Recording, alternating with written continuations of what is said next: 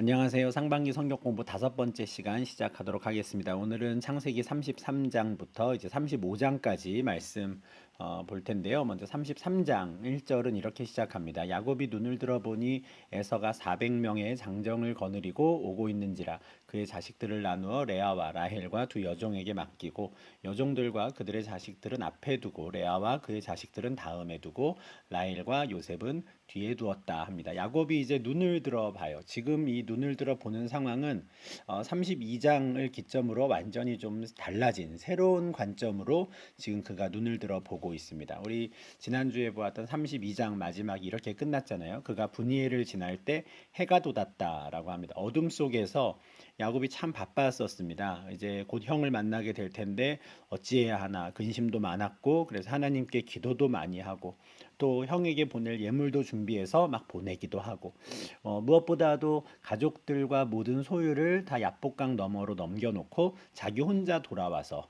혼자 두려움에 떠는 시간도 보냈죠. 근데 그때 나타난 어떤 사람과 함께 씨름을 했고 그 사람이 곧 하나님이 보낸 사자였기에 이제 그를 통해서 야곱이 이제 이스라엘이라고 하는 새로운 이름을 얻게 되는, 그리고 내가 하나님을 만났지만 하나님의 얼굴을 보았지만 하나님께서 나를 살려주셨다. 그렇다면 내가 에서의 형의 얼굴을 보게 되는 그때에도 하나님께서 나를 지켜주시겠구나라고 하는 어떤 이런 확신을 가지고 강을 건너고 아침을 맞이했던 거죠.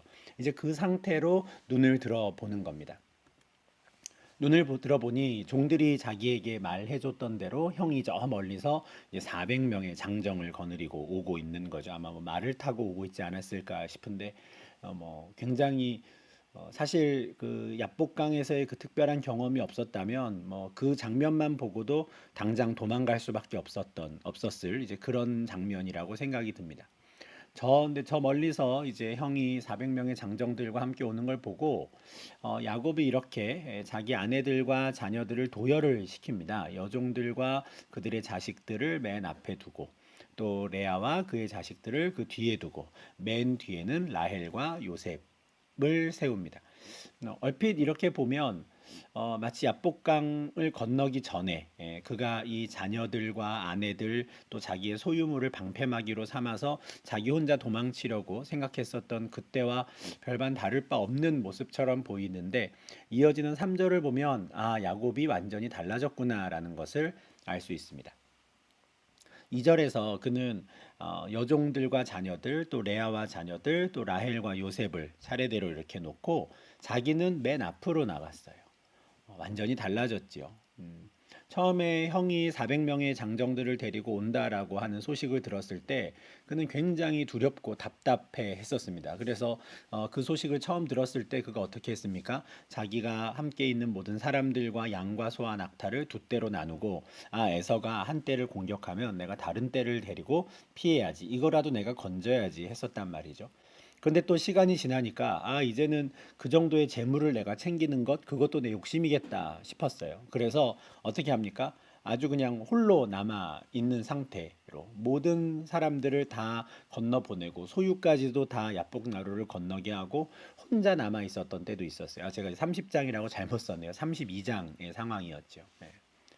그러니까 앞서는 처음 에서가 온다는 소식을 들었을 때는 절반이라도 챙겨야지라고 생각을 했다면 32장에서는 야, 나 혼자라도 좀 살아야겠다. 이게 이제 야곱의 상태였단 말이죠. 그런데 야복 나루에서 하나님을 만난 이후에 그는 완전히 달라집니다.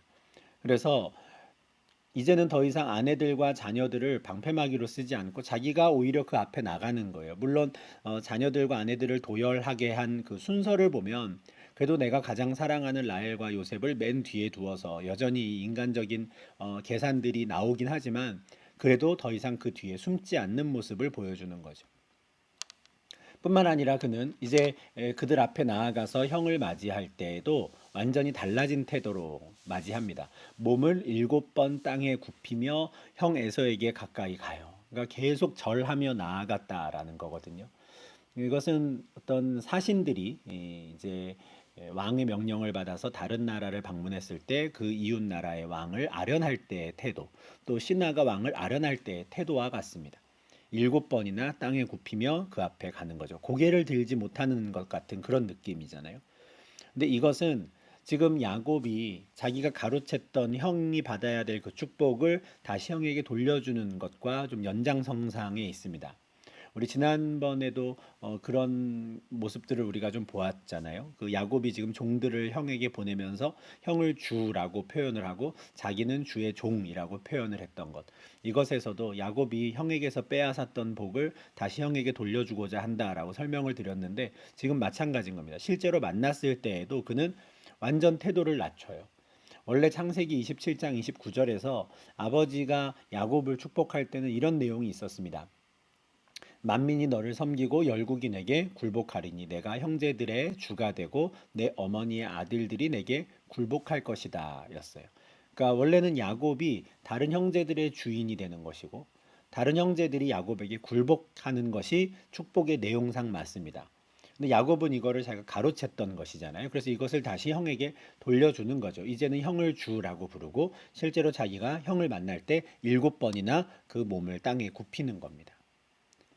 그렇게 완전히 자기를 낮추고 굴복하는 자세로 야곱이 나아오니 에서도 마주 달려옵니다. 그리고 참 놀랍게도 야곱을 맞이하여 안고 목을 어긋맞추어 서로 입맞추고 우는 것이죠.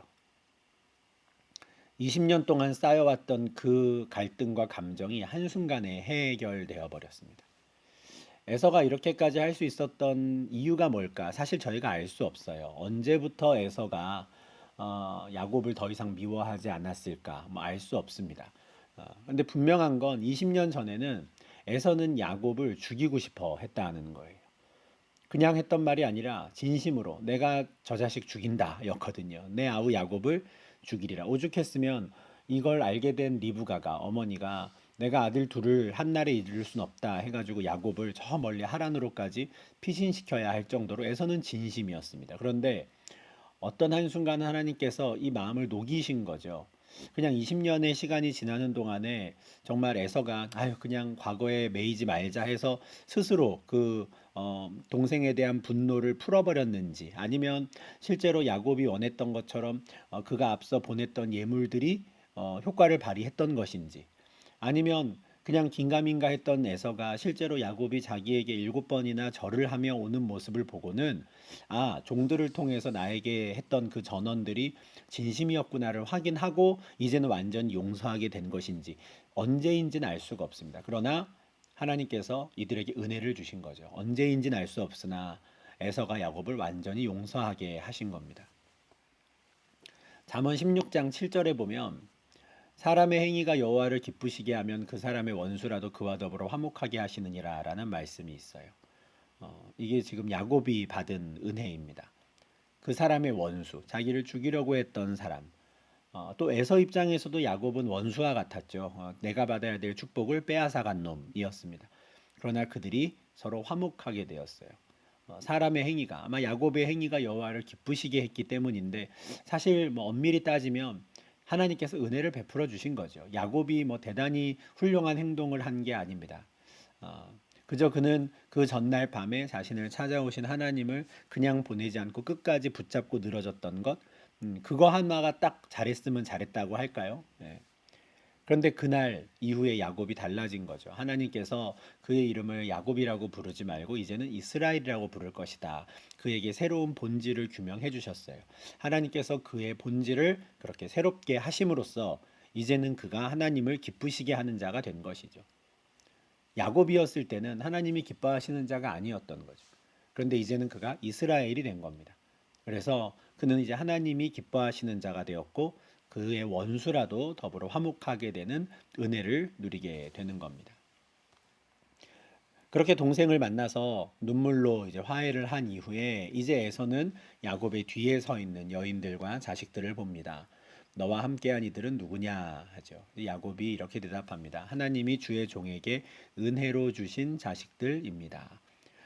야곱이 달라졌구나 하는 게 어디서 알 수 있냐면 그가 이제 은혜를 이야기하기 시작한다는 겁니다.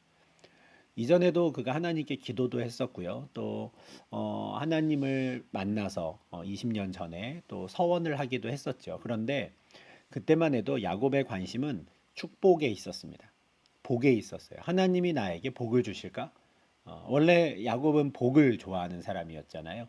그래서 형과 아버지를 속이고 그 축복을 가로채기도 했습니다. 그래서 늘 복을 원했던 사람이 이제는 은혜를 이야기하는 거예요. 이 여인들은 예전 같으면 이 아이들은 하나님이 나에게 복을 주셔서 내가 갖게 된 아내요 자녀들입니다라고 할 텐데 그렇게 말하지 않는 거죠. 하나님이 주의 종, 지금 주는 에서입니다. 당신의 종인 나에게 은혜로 주신 자식들입니다. 하나님의 은혜를 이야기한다라는 것. 이제 야곱이 실제로 조금씩 성숙해 가고 있고 하나님을 알아가고 있다라는 걸 우리가 확인하게 되는 겁니다. 야곱의 설명을 들은 이후부터 이제 도열해서 기다리고 있었던 순서대로 에서와 인사를 나눕니다. 먼저 여종들 빌하와 실바가 그의 자식들과 더불어 나와 절하죠. 마치 똑같이 절합니다. 그러니까 완전 주인을 만나듯이 하는 것이죠. 왕을 만나듯이. 레아도 그의 자식들과 더불어 나와 절하고 마지막에 요셉이 라헬과 함께 나와서 절합니다. 이렇게 20년 만에 정말 많은 가족들을 얻게 된 야곱이 또 이 가족들을 형에게 소개를 시킵니다. 그 다음에는 이제 에서가 그동안 자기가 오는 길에 받았던 여러 예물들에 대해서 또 물어요. 내가 만난 바 이 모든 때는 무슨 까닭이냐 해요. 계속해서 사람들이 와가지고 재물을 끌고 왔는데 가축들을 끌고 왔는데 계속 번번이 이거는 당신의 종 야곱이 보내는 겁니다. 당신의 종 야곱이 보내는 겁니다. 계속 이랬단 말이죠. 그래서 자초지종을 좀 물어보려고 이제 묻는 거죠. 그러자 야곱이 이제 원래 형 에서를 위해서 예물을 택해서 이제 보냈던 거니까요. 그거에 대해서 야곱이 내가 주님께 은혜를 입으려고 합니다. 여기서 말하는 주님은 또 역시 에서입니다. 내가 형에게 은혜를 입고 싶어서 보낸 예물들입니다. 여기서 은혜가 무엇일까요? 예, 용서를 바라는 것이죠. 이 예물을 보낼 때에도 목적이 분명했어요. 내가 내 앞에 보내는 예물로 형의 감정을 푼 후에 대면하면 형이 혹시 나를 받아주리라 한 거예요. 어떻게든 마음을 좀 풀고 싶어서 그게 지금 야곱이 바라는 은혜입니다. 그런데 이미 지금 형을 딱 만난 순간 야곱은 내가 형에게 은혜를 받았다라는 걸 확인을 했을 거예요. 그죠? 예, 그러니까 서로 껴안고 입맞춤으로 울며 이제 서로 용서하고 인사를 나누었으니까요. 그래서 이제 참 뭐 이 예물 때문에 형이 나를 용서해 준 걸까? 뭐 그건 알 수 없지만 지금 뭐 전혀 아깝지 않은 상황인 것이죠. 그래서 내 주께 은혜를 입으려고 제가 보낸 선물입니다 해요. 그러자 에서가 내 동생아 하면 좀 친근하게 부르죠. 내 동생아, 나도 충분히 있다 말해요. 내게 있는 것이 족하다. 너의 소유는 그냥 너가 가져가라. 라고 말합니다. 참 훈훈한 관경입니다. 그죠? 에서는 에서대로 욕심을 내지 않고 내게 있는 것이 족하다. 괜찮다라고 말을 해요. 그러나 야곱은 계속해서 강권합니다. 이 10절 말씀이 참 중요한데요. 야곱이 이르되 그렇지 아니하니이다. 내가 형님의 눈앞에서 은혜를 입었사오면 청하건대 내 손에서 이 예물을 받으소서. 내가 형님의 얼굴을 배운즉 하나님의 얼굴을 본 것 같사오며 형님도 나를 기뻐하심이니이다. 아닙니다. 받으라는 거죠. 내가 형님의 눈앞에서 그러니까 형님이 보시기에 정말 나를 용서하신 게 확실하다면 은혜를 입었다면 이 손에서 예물을 받으십시오. 예물을 받지 않으면 형님이 나를 용서하지 않는다고 생각할 겁니다. 뭐 이렇게 말을 하는 거죠. 굉장히 좀 강권하는 겁니다. 근데 이렇게 이제 강권하는 이유가 설명이 이렇게 돼요. 내가 형님의 얼굴을 보니 하나님의 얼굴을 본 것 같습니다. 라고 생각이 드는 거죠. 그가 하나님의 얼굴을 언제 보았습니까? 그 전날 밤에 어떤 사람과 씨름을 하며 그때 하나님을 만났잖아요. 그래서 그곳 이름을 브니엘이라고 했습니다. 하나님의 얼굴이라는 뜻이었죠. 하나님의 얼굴을 내가 마주 보았을 때 내가 살았단 말이죠. 그리고 그 확신을 가지고 그럼 형님을 만나도 내가 살겠구나 확신을 가지고 왔어요. 그리고 형님을 만났는데 실제로 형님이 나를 용서해 주는 거죠. 내가 어제 만났던 그 하나님의 얼굴을 다시 형님을 통해서 내가 또 보게 되는구나 하는 거예요. 형님이 나를 기뻐하시는 것을 보고는 내가 하나님을 만난 것 같습니다. 그러니 이 예물을 받으십시오. 무슨 뜻이냐면 지금 야곱은 하나님께 예물을 드리는 마음으로 지금 에서에게 예물을 기꺼이 지금 주고 있는 거예요. 형이 나를 용서해 준 것, 형이 나에게 은혜를 베풀어 준 것을 하나님이 나에게 은혜를 베풀어 준 것이다. 이렇게 받아들이는 거죠. 10절 마지막에 형님도 나를 기뻐하심이다라고 할 때 이 기뻐한다라는 게 받아들인다라는 단어입니다. 형님이 나를 받으신 것은 하나님이 나를 받으신 것과 같습니다. 이런 뜻이거든요. 여기 이 기뻐하다라고 하는 이 단어가 레위기 1장 4절에서도 쓰이는데 이렇게 번역됩니다. 기쁘게 받으심 이렇게 표현되는 거죠. 레위기 1장에서 하나님께서 이제 범죄한 사람이 하나님께 나아와 제사를 드리고 싶으면 번제물의 머리에 안수함으로써 자기의 죄를 이 번제물에게 전가시키게 하십니다. 그러면 그를 위하여 내가 그것을 기쁘게 받겠다는 거죠. 용서하겠다라고 하는 뜻이거든요. 지금 같은 감정을 지금 야곱이 느끼는 겁니다. 형이 나를 기쁘게 받았구나. 마치 그 전날 밤에 하나님께서 나를 기쁘게 받으신 것처럼. 그래서 이 예물을 정말 하나님께 바치는 심정으로 지금 에서에게 주고 있는 겁니다. 그러면서 형님이 소유가 충분하시겠지만 나의 소유도 충분합니다. 하나님이 내게 은혜를 베푸셨습니다. 다시 얘기해요. 여기서 또 하나님의 은혜를 말하죠. 예. 하나님께서 야곱에게 어떻게 은혜를 베푸셨습니까? 라반의 것을 빼앗아서 주셨다. 이렇게 표현이 되었었어요. 창세기 31장에서는 그죠? 하나님이 이같이 그대들의 아버지의 가축을 빼앗아 내게 주셨다. 아내들도 이걸 인정했습니다. 하나님이 우리 아버지에게서 취하신 재물을 우리에게 주셨다. 그러니까 이게 하나님의 은혜라고 지금 설명이 되는 겁니다. 하나님께서 나에게 은혜를 베푸셔서 나에게 이걸 주셨습니다. 참 야곱의 말이 달라진 거죠. 하나님이 나에게 빼앗아 주신 거고 하나님이 나에게 복을 주신 거고 그 전에는 아버지로부터 복을 받고 싶었고 그래서 부자가 되고 싶었고 창세기 27장에서 형이라고 속이면서 그죠? 나는 아버지의 맏아들 에서입니다라고 속이면서 이렇게 어머니가 요리한 고기를 갖다 주면서 이렇게 말했거든요. 내가 사냥한 고기를 잡수시고 아버지 마음껏 내게 축복하소서 했어요. 이랬던 사람인데 이제는 하나님이 내게 은혜를 베푸셨습니다. 내 소유가 족합니다. 내 소유가 나는 만족합니다예요. 더 무엇을 원하는 게 아닌 거죠, 이제는. 야곱이 이제 이스라엘이 된 겁니다. 그러니 이제는 형님께 드리는 예물을 받으십시오. 강권해요. 이거 받지 않으면 나 용서하지 않은 거라고 생각하겠습니다. 뭐 이렇게까지 아마 했을 텐데 결국 에서가 받게 됩니다. 그러고 나니 이제 에서는 야곱과 함께 살고자 합니다. 12절에 보면 에서가 이렇게 말해요. 우리가 떠나자. 내가 너와 동행하겠다. 이렇게 말합니다. 그러니까 같이 가자 하는 거죠. 우리 이제 떨어지지 말고 같이 살자 하는 거예요. 근데 이 부분에 대해서는 야곱이 좀 사양을 합니다. 사양을 하는데 이렇게 말을 해요.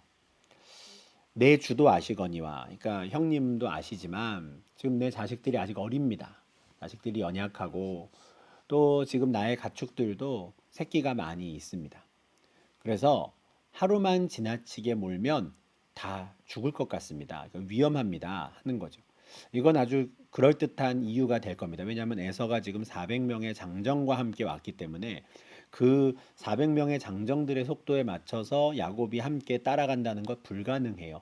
현실적으로 실제 그런 거죠. 그래서 그 속도에 맞추다 보면 뭐 내 자식들도 다칠 거고 또 많은 가축들이 죽을 겁니다 말이에요. 그래서 부탁이 있는데 형님께서 먼저 가십시오. 형님을 주라고 나는 종이라고 계속 말하죠. 예. 형님이 먼저 가십시오. 그러면 저는 그냥 이 가축들과 자식들의 이 걸음에 맞춰서 천천히 가서 세일로 갈 거고 내가 주께 나아가리라 이렇게 말을 합니다. 예. 어, 결과적으로는 야곱은 세일로 가지 않습니다. 아마도 좀 거리를 두고 싶었던 것 같은데 근데 이제 막 형과 화해한 이 상황에서 그냥 선뜻 같이 세일로 가버리면은 좀 이게 쉽지 않았던 것 같아요. 그래서 이 관계는 계속 유지를 하되 최대한 좀 거리를 두고자 했습니다. 그래서 날짜를 특정하지 않고 천천히 인도하여 이렇게 말하죠. 제가 언젠가 세일에 가서 형님을 꼭 좀 다시 한번 만나겠습니다. 이렇게 말을 하는 거예요. 근데 에서는 계속 좀 같이 가고 싶어요. 아마 너무 좀 좋았던 것 같은데 동생을 만나니까. 그러면 내 종 몇 사람을 너에게 좀 붙여주겠다 하는 거죠. 이것도 아마 야곱을 생각해서 한 말이었으리라고 생각을 합니다. 지금 자식들이 어리다 그러고 또 가축들이 새끼가 많다 그러고 하니까 그러면 내가 좀 너를 호위할 수 있는 군사들을 좀 보내줄까? 또 이렇게 말을 하는 것이죠. 근데 야곱이 또 이것도 또 사양합니다. 어떻게 그러십니까? 나는 이미 주께 충분히 은혜를 받았습니다. 내가 더 폐를 끼칠 수는 없습니다. 이렇게 하고 사양을 하죠. 그래서 결국에는 에서는 야곱과 함께 가지 못하고 먼저 갈게 하고 이제 떠납니다. 그날 에서는 세일로 돌아갑니다. 그리고 야곱은 숫곳이라는 곳에 그냥 머물러요. 이곳에서 자기를 위하여 집을 지었다 하고요. 가축을 위하여 우리간을 지었다 하는 걸로 봐서는 뭐 잠깐 머무르다가 세일로 갈 생각은 없었던 겁니다. 정식으로 집과 또 우리간을 만든 것이니까요. 어, 그래서 야곱은 에서와 지금 화해한 것이 너무 기쁘고 참 하나님을 만난 것처럼 그 은혜를 받았다라고 말을 하면서도 동시에 형과는 좀 거리를 두고 싶어 합니다. 같이 사는 것까지는 참 쉽지 않다 생각을 한 것 같아요. 뭐 너무 좀 약삭빠른 계산이 아닌가 싶기도 하지만 사실 야곱이 지난 20년 동안 겪었던 일을 생각하면 또 한편으로는 좀 인간적으로 이해는 됩니다. 창세기 31장에서 이런 말씀이 있었잖아요. 라반의 아들들이 야곱을 험담했고 또 라반의 안색이 전과 같지 않았다라는 거. 이 경험이 있단 말이죠. 그래서 사실은 지금은 이제 에서와 형과 극적으로 화해를 했고 너무 좋고 뭐 지금 마음 같아서는 얼마든지 우리가 같이 살 수 있을 것 같지만 사실 그게 쉽지 않다. 언제 또 이 마음이 달라질지 모르고 특히 원래는 자기를 진심으로 죽이려고 했던 형인데 또 언제 나를 향한 안색이 달라질지 모른다. 뭐 염려도 있지 않았을까 싶습니다. 그래서 뭐 충분히 이 야곱이 에서와는 좀 거리를 두고 나중에 천천히 시간을 두고 다시 또 만납시다 했던 것은 또 좀 한편으로는 이해가 되는 상황이라고 할 수도 있겠습니다. 그래서 에서는 이제 세일로 가고요. 야곱은 그곳에 집과 또 우리간을 짓고 숫곳이라고 해요. 그러니까 이 숫곳이라고 하는 이름 자체가 뭐 그 집을 지었다, 또 우리간을 지었다 하는 뜻이거든요. 그래서 원래 지명이 무엇인지는 알 수 없지만 그곳에다가 야곱이 집과 우리간을 지었기 때문에 거기가 이제 숫곳이 된 거죠. 근데 이후에 어떤 이유인지 모르지만 야곱이 숫곳을 떠나서 세겜으로 또 집을 옮깁니다. 18절부터 20절인데요. 야곱이 밧단 아람에서부터 평안히 가나안 땅 세겜 성읍에 이르러 그 성읍 앞에 장막을 치고 그가 장막을 친 밭을 세겜의 아버지 하몰의 아들들의 손에서 베크시타에 샀으며 거기에 제단을 쌓고 그 이름을 에렐로헤 이스라엘이라 불렀더라 해요. 이 밧단 아람에서부터 평안히 가나안 땅에 이르렀다라고 18절에 시작하는 거거든요. 숫곳이라고 하는 곳은 지금 가나안 땅에서 요단강 동쪽 땅입니다. 길르앗이었죠. 원래 하란에서 이제 외삼촌 라반을 피해서 도망칠 때 길르앗 산을 향해서 왔잖아요. 그러니까 요단강 동쪽 땅으로 들어왔습니다. 그리고 요단강 동쪽 땅 어딘가에서 형과 화해를 했고 그곳에다가 집을 짓고 숫곳이라고 한 거예요. 그런데 거기가 하나님께서 야곱을 인도하시는 목적지의 끝이 아닙니다. 가나안 땅으로 들어와야 되는 거예요. 요단강 서쪽으로 넘어와야 하는 겁니다. 근데 어떤 계기인지 모르나 숫곳에 있던 야곱이 어느 날 세겜으로 이사를 한 거고요. 세겜으로 오니 이때서야 비로소 야곱이 밧단 아람에서부터 평안히 가나안 땅에 도착했다라고 하는 마치 그의 여정이 이제 막 다 완결된 것처럼 이런 설명이 나오는 것이죠. 그곳에 와가지고 세겜에서 그는 장막을 쳤는데 장막을 치기 전에 그 땅을 샀습니다. 그죠? 하몰의 아들들의 손에서 이제 백크시타, 크시타가 단위가 얼마나 되는지 모르지만 뭐 한 은 100개 정도 될 것 같습니다. 은 100개 정도의 크기는 저희가 당연히 알 수 없지만 은 100개를 받고 주고 이제 그 밭을 사고 거기다 장막을 지어요. 그리고 중요한 장면이 나옵니다. 거기에 제단을 쌓았다 해요. 앞서 숫곳에서는 제단을 쌓지 않았는데 이제 강을 건너서 완전 요단강 서쪽으로 돌아오니 그곳에서 비로소 제단을 쌓습니다. 제단의 이름이 엘 엘로헤 이스라엘이에요. 근데 이 뜻이 무슨 뜻이냐면 성경책 각주 하단에 이제 밑에 보시면 하나님 이스라엘의 하나님이라는 뜻입니다. 이스라엘이 누굽니까? 야곱이잖아요. 야곱이 바뀐 이름이 이스라엘이란 말이에요. 이 제단은 뭐냐면 세겜에서 처음 쌓은 이 제단은 야곱이 아브라함과 이삭의 하나님, 자기 할아버지와 아버지의 하나님을 이제는 나의 하나님이라고 인정하며 쌓은 제단인 겁니다. 이거는 무엇이냐면 창세기 28장에서 하란으로 가기 전에 처음 그가 베델에서 하나님을 만났을 때 야곱이 서원했던 것을 하나 지켰다는 의미예요. 서원을 했던 게 뭡니까? 하나님께서 앞으로 나와 함께 계셔서 나를 지켜주시고 먹을 떡과 입을 옷을 주시고 그리고 언젠가 평안히 아버지 집으로 돌아오게 하시면 여호와께서 나의 하나님이 되실 겁니다. 한단 말이죠.